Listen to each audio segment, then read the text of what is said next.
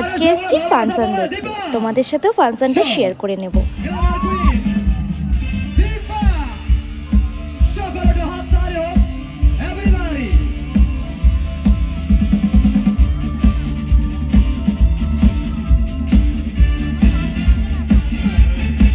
এটা যেমন আমার ভালোবাসার গান, তেমন তোমাদের সকলের ভালোবাসার গান। এই গানটা গিয়ে আমার অনুষ্ঠান শেষ করছি। প্রেম সাদায় কালোয় বোনা শীতল পাটি, যার ছবি যার কথা